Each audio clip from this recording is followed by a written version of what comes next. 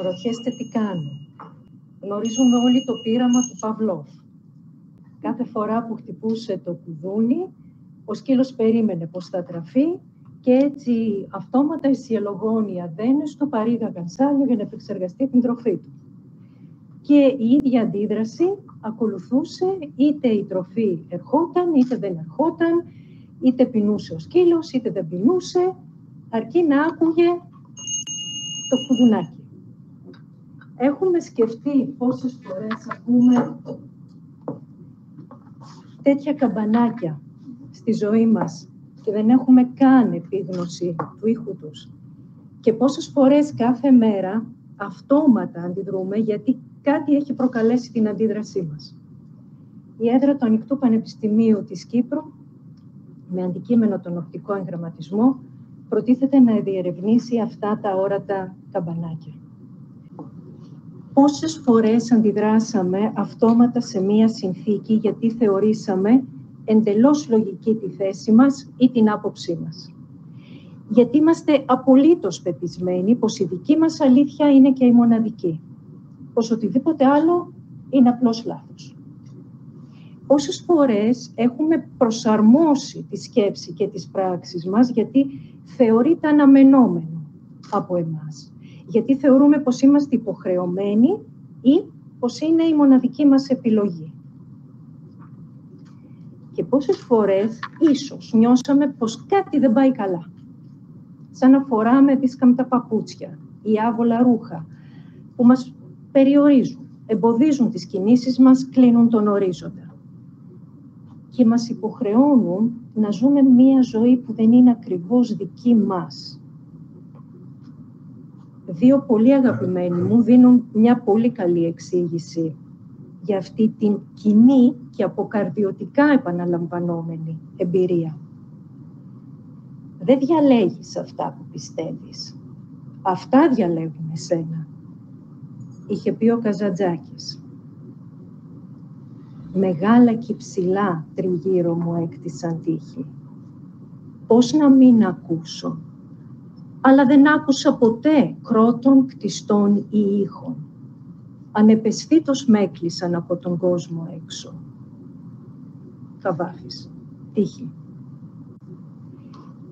Οι αυτόματες διαδικασίες του νου μας, οι αυτόματες αντιδράσεις μας, ό,τι θεωρούμε φυσικό, σωστό, αποδεκτό μαζί με όλα τα αντίθετά τους, είναι το αθόρυβο και το υπόγειο των κτιστών του Καβάφη. Είναι αυτά που μας διαλέγουν και τα κουβαλάμε ως τρώσεις ρούχων, σαν φλούδες κρεμμυδιού, τη μία πάνω στην άλλη. Και έτσι πορευόμαστε συνήθως, χωρίς να έχουμε επίγνωση. Θεωρώντας πως είτε δεν έχουμε επιλογή, είτε πως απλώς δεν υπάρχει καν επιλογή.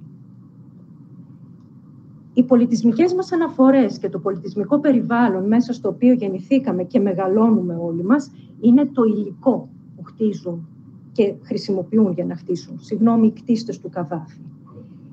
Είναι αυτές που κτίζουν αυτοματισμούς, βεβαιότητες, τρόπους αντίληψης, συναίσθημα και συμπεριφορές. Και έχουν διαβρωτική επιρροή πάνω μας, γιατί είναι η αιτία που επαναλαμβάνουμε ξανά και ξανά και ξανά αυτές τις εμπειρίες. Και για να προλάβω την ερώτηση, όχι, δεν υπονοώ ότι χρειάζεται να αποποιηθούμε με συνοπτικές διαδικασίες το παρελθόν μας ή τις πολιτισμικές μας αναφορές. Εννοώ να το γνωρίσουμε, να το εξερευνήσουμε, να συνομιλήσουμε μαζί του, να το αμφισβητήσουμε, να το απομυθοποιήσουμε, γιατί και αυτό το δημιούργησαν άνθρωποι σαν και εμάς. Με φόβους, με ανάγκες, με αδυναμίες, με πάθη, με αποθυμένα, με προσκολήσεις, με συμβιβασμούς και επιλογές. Εννοώ να το αναπλαισιώσουμε, να το μετουσιώσουμε σε κάτι ζωντανό που συμβάλλει στην ευημερία μας και μας διευρύνει ως ανθρώπινα όντα. Έχουν άραγε σκεφτεί ποτέ πώς θα έβλεπαν οι πρόγονοί μας τα αποτελέσματα των επιλογών τους, εάν είχαν τη δυνατότητα να το κάνουν? Τι απολογισμό και τι αυτοαξιολόγηση άραγε θα έκαναν?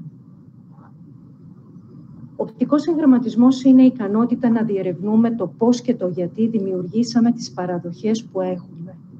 Αυτό που λέμε assumptions, και το θεώρησα ότι, το οποίο το επαναλαμβάνουμε πολλές φορές στην καθημερινότητά μας και ακόμα περισσότερες το ζούμε με τις πράξεις μας χωρίς καν να έχουμε ιδέα αυτού.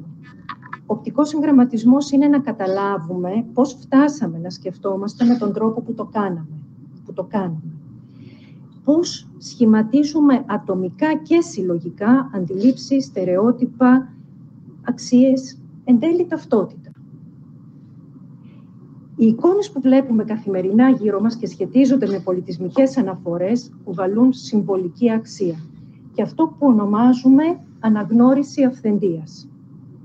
Και όσο περισσότερο βλέπουμε να επαναλαμβάνονται αυτές οι εικόνες στο χώρο, στο δημόσιο ή στον ιδιωτικό, και οι δύο είναι συγκοινωνούντα δοχεία, το ξέρουμε πολύ καλά, τόσο περισσότερο εκλαμβάνουμε ό,τι βλέπουμε ως αληθινό, ως από πάντα ισχύο.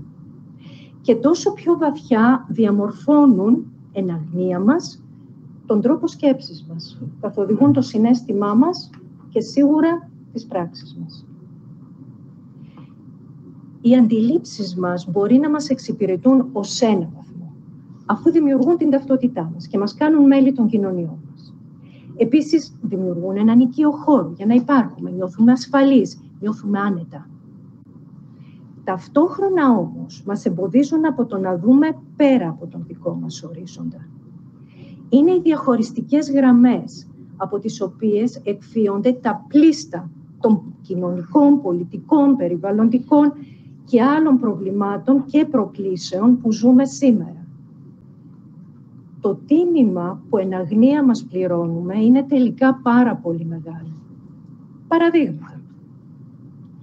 Ίσως δεν έχουμε συνειδητοποιήσει πόσο ο τρόπος με τον οποίο απεικονίζουμε το φυσικό περιβάλλον στη δυτική τέχνη συνδέεται με τα περιβαλλοντικά προβλήματα που αντιμετωπίζουμε σήμερα. Το ίδιο και οι ρόλοι και οι ταυτότητες των δύο φύλων συνδέονται άρρηκτα με την απεικόνισή τους τόσο στην ακαδημαϊκή τέχνη, όσο και στην κληρονόμο της, τη διαφήμιση. Οι αντιλήψεις μας για το διαφορετικό, για τη διαφορετικότητα, διαφορετικές φυλές, εθνικότητες. Άλλο παράδειγμα. Ξέρουμε από την εμπειρία μας πως όταν ταξιδεύουμε, το νέο περιβάλλον που επισκεπτόμαστε μας δημιουργεί έντονες συναισθηματικές αντιδράσεις. Δεν ξέρουμε όμως τι ακριβώς από ό,τι βλέπουμε ή τι σκεφτόμαστε τις πυροδοτεί. Το ίδιο ισχύει και για τις αξίες μας. Για έννοιες όπως η επιτυχία, η αποτυχία, η ευημερία, η δύναμη, εξουσία κλπ. Γιατί τις αντιλαμβανόμαστε με τον τρόπο που το κάνουμε. Θα μπορούσα να συνεχίσω επάπειρο με παραδείγματα. Όπως μαρτυρεί ο τίτλος της έδρας, Visual Anticipation and Futures Literacy Towards Visual Literacy, ο οπτικός εγγραμματισμός εν προκειμένου είναι αποτέλεσμα δύο συστατικών στοιχείων. Της οπτικής προσδοκίας, το Visual Anticipation, και το Futures Literacy, που είναι ο εγγραμματισμός για τις πολλαπλές εκδοχές του μέλλοντος. Το Visual Anticipation αναφέρεται σε θεωρίες νευροεπιστήμης σχετικές με το πώς οι συσχετισμοί και το νόημα που δημιουργεί συνεχώς στο μυαλό μας οδηγούν αυτόματα σε προβλέψεις και προσδοκίες που ανακυκλώνουν το παρελθόν στο παρόν και το προβάλλουν στο μέλλον. Το Visual Anticipation διερευνήθηκε αρχικά επιστημονικά σε σχέση με τα αθλήματα. Δηλαδή, πώς ο νους προετοιμάζει το σώμα να αντιδράσει ανάλογα με τις κινήσεις των συμπαικτών ή των αντιπάλων. Για παράδειγμα, με βλέπετε έτοιμοι να σας πετάξω μία μπάλα. Αν είμαστε στο γήπεδο, ξέρετε τι να κάνετε, γενικώς ξέρετε τι να κάνετε, γιατί έχετε δει αυτή την κίνηση, ξέρετε τι σημαίνει, ξέρετε και τα συμφραζόμενα, έχετε δηλαδή την εμπειρία. Και βέβαια θα με ρωτήσετε ή θα έχετε ήδη σκεφτεί, ναι και τι. Είναι μια πολύ πεζή, πολύ φυσική κατάσταση αυτή που μόλις περιέγραψα. Το θέμα είναι ότι ο ίδιος ακριβώς αυτοματισμός ισχύει για τον τρόπο που το μυαλό μας δημιουργεί αξίες, ιδεολογίες, πρότυπα, στερεότυπα και γενικά το κουτί των πεποιθήσεών μας, άρα την ταυτότητά μας. Με τον ίδιο ακριβώς τρόπο θεωρούμε απόλυτα φυσικές τις αξίες μας, το σωστό, το λάθος, τον τρόπο σκέψη μας, το επιτρεπτό, το μη επιτρεπτό και ό,τι άλλο. Γιατί είμαστε εμείς, είναι η ταυτότητά μας. Όχι μόνο αυτό, αλλά το θεωρούμε απόλυτα φυσικό να το επιβάλλουμε. Θεωρούμε ότι έχουμε και δικαίωμα να το επιβάλλουμε και στους άλλους. Για το Futures Literacy και το Anticipation ακούσαμε ήδη από τον Real, οπότε το μόνο που θέλω να πω εδώ είναι πως η μεθοδολογία του μας βοηθά να εντοπίσουμε αυτό το κουτί των πεποιθήσεών μας, το οποίο μόλις προανέφερα, και να αναγνωρίσουμε τις παραδοχές μας, τα assumptions. Το τι περιέχει δηλαδή. Φανταστείτε το κάπως σαν το μαύρο κουτί των αεροπλάνων, το οποίο στην πραγματικότητα είναι πορτοκαλί. Το μαύρο λοιπόν κουτί, αυτό που κάνει, είναι να συγκεντρώνει όλες τις πληροφορίες κατά τη διάρκεια μιας πτήσης και να αποτελεί το νευραλγικό κομμάτι έρευνα σε περίπτωση τραγωδίας. Το δικό μας κουτί περιέχει όλες τις πληροφορίες της ζωής μας και εμπροκειμένου δεν είναι απαραίτητη μια τραγωδία για να αρχίσουμε να το διερευνούμε και να αντιλαμβανόμαστε τι περιέχει. Κατά συνέπεια, ο οπτικός εγγραμματισμός μας κάνει να αντιληφθούμε πως ο τρόπος με τον οποίο σκεφτόμαστε για το παρόν προέρχεται από το παρελθόν μας και διαμορφώνει το αύριο, το μέλλον, το οποίο το χτίζουμε με κάθε μας βήμα. Δεν είναι τόσο μακρινό. Μας βοηθάει να αναγνωρίσουμε τα ερμηνευτικά φίλτρα που αναπόφευκτα όλοι μας φέρουμε. Μας βοηθάει να συνειδητοποιήσουμε πως εάν διαφοροποιήσουμε τον τρόπο σκέψης μας, εάν μετατοπίσουμε την οπτική μας γωνία, θα δούμε πολύ διαφορετικά τον κόσμο γύρω μας, γιατί υπάρχουν πολλές και διαφορετικές ερμηνείες του. Συνεπώς, επιλογές και λύσεις. Έτσι, όχι μόνο θα βιώσουμε διαφορετικά τις εμπειρίες μας στο παρόν, αλλά θα κατανοήσουμε σε ένα βαθύτερο σημείο το τι σημαίνει για εμάς τους ίδιους το ό,τι συμβαίνει γύρω. Ίσως να ακούγονται ενδιαφέροντα όλα αυτά, ελπίζω, αλλά και πάλι ίσως σκεφτείτε και γιατί να μπούμε στη διαδικασία και να το ρισκάρουμε. Είναι πιο άνετο το οικείο. Μιλάμε για ευημερία, για ελευθερία. Σχεδιάζουμε το μέλλον μας, αυτό των παιδιών μας και όλη μας η ζωή στρέφεται γύρω από το αύριο. Μιλάμε συνεχώς για τα κακό κείμενα και για την ανάγκη αλλαγής. Αλλά απαιτούμε να αλλάξουν όλα γύρω μας, κατά προτίμηση εξυπηρετώντας τις ανάγκες μας, όχι όμως εμείς οι ίδιοι. Ή πολύ συχνά είμαστε πεπισμένοι πως είμαστε πολύ μικροί και αδύνατοι για να κάνουμε τη διαφορά. Το άκουσα σήμερα το πρωί από τους φοιτητές μου, γιατί τρέχαμε workshop μέχρι τις 2:30 η ώρα. Το είπε κάποιος. Πώς θα τον αλλάξεις τον κόσμο. Νομίζω ότι αυτό το δεύτερο είναι το χειρότερο. Μιλάμε για καινοτομία, για κοινωνική αλλαγή, για πολιτική αλλαγή, αλλά ξεχνούμε πως οι δομές θα αλλάξουν μόνο όταν αλλάξουν οι άνθρωποι. Όλοι μας δηλαδή. Όταν δηλαδή δεχτούμε την πιθανότητα μόνο να αμφισβητήσουμε τον τρόπο σκέψης μας. Η καινοτόμο σκέψη προϋποθέτει τομές και ρήξεις με το παρελθόν. Η μάθηση, η έρευνα, η κατανόηση, ο πειραματισμός είναι συνεχής μετατόπιση της οπτικής μας γωνίας. Είναι αλλαγή. Μαθαίνουμε και γινόμαστε όλο και πιο ικανοί να εκφραζόμαστε, να επικοινωνούμε και θέλουμε να πιστεύουμε να διευρυνόμαστε και ως οντότητες. Ο οπτικός εγγραμματισμός είναι μια δεξιότητα, όπως η γραφή και η ανάγνωση, που εφαρμόζεται σε ένα ευρύτατο φάσμα θεμάτων από οποιονδήποτε χρήστη. Τονίζω αυτό το τελευταίο, το από οποιονδήποτε χρήστη, ανεξάρτητα από επάγγελμα, ηλικία, γνωστικό υπόβαθρο, απευθύνεται εξίσου σε φοιτητές και μαθητές, σε ερευνητές, σε εκπαιδευτικούς, στον κοινό άνθρωπο, ανεξάρτητα από το εργασιακό περιβάλλον από το οποίο προέρχεται. Και βέβαια, ανάλογα με το βαθμό στον οποίο εξασκεί κανείς αυτή τη δεξιότητα, μπορεί να έχει συνεχώς αυξανόμενα ωφέλη. Λογικό. Η διαδικασία και η μεθοδολογία του οπτικού εγγραμματισμού είναι μια ολιστική προσέγγιση του μαθαίνει, μέσα από συμμετοχικά και διαδραστικά εργαστήρια. Έχει στο κέντρο της την προσωπική εμπειρία και την αμφισβήτηση, με σκοπό να δημιουργήσει χώρο στο νου του κάθε συμμετέχοντα, ώστε να επαναπροσδιορίσει τον εαυτό του.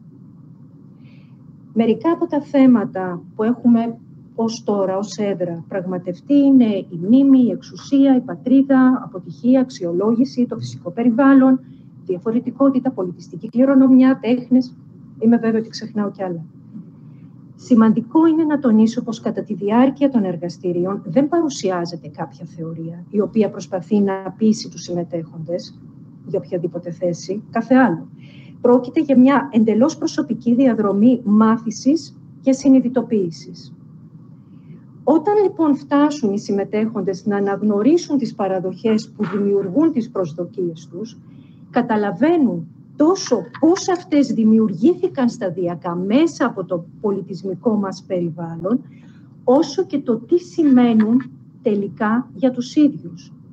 Πάρα πολύ συχνά κρύβεται κάτι άλλο πίσω από αυτό που νομίζουμε ότι πρεσβεύουμε. Αυτό το σημείο είναι καθοριστικό, γιατί κάνουν πλέον κτήμα τους τα εργαλεία, που προκαλούν τις αντιλήψεις τους, την φύση των προτύπων τους, των αξιών τους και του τρόπου σκέψης τους. Ήδη το ένα σεμινάριο διαδέχεται το άλλο τόσο στην Κύπρο όσο και στην Ελλάδα και θέλω να πιστεύω ότι θα συνεχίσει έτσι. Το δίκτυο των συνεργατών της έδρας εκτείνεται σε Ευρώπη, Ασία, Αμερική και Αφρική και βήμα-βήμα δημιουργούμε συνθήκες συνεργασίας τόσο για την υλοποίηση εργαστηρίων όσο και για την έρευνα και επεξεργασία του υλικού που προκύπτει από αυτά. Στόχος λοιπόν της έδρας είναι να διαδώσει όσο μπορεί περισσότερο τα εργαλεία που θα μας δώσουν τη δυνατότητα να προσεγγίσουμε και να κατανοήσουμε καλύτερα τόσο τον κόσμο γύρω μας όσο και τον εαυτό μας. Να διαδώσει τα εργαλεία για να ξεκλειδώσουμε το δικό μας μαύρο κουτί. Να κατανοήσουμε πώς δημιουργήθηκε και να αποδεσμευτούμε από αυτό πλαισιώνοντας την σκέψη μας εκ νέου με συνειδητές αναφορές.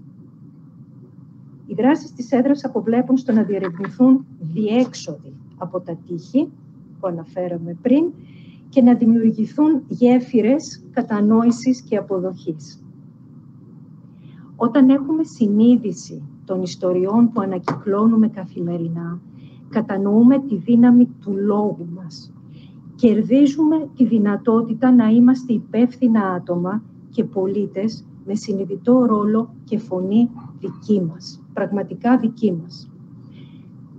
Κλείνοντας, συνήθως αντιδρούμε αρνητικά στην αλλαγή.